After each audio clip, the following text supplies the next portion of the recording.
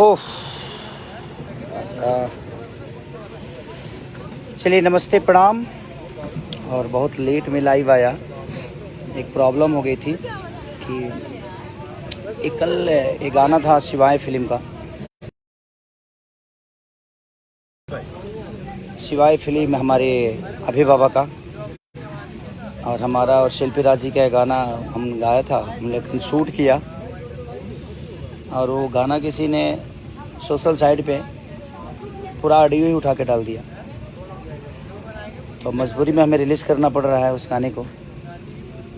तो so sorry, क्योंकि अभी तो रिलीज़ का टाइम नहीं था, बट वो गाना बहुत सुपर था। तो जो लोग वायरल किए थे वो लोग कुछ अपने ही लोग हैं, तो कोई बात नहीं, वो गाना बहुत सुपर हिट था और बहुत लोगों की नज़र भी थी।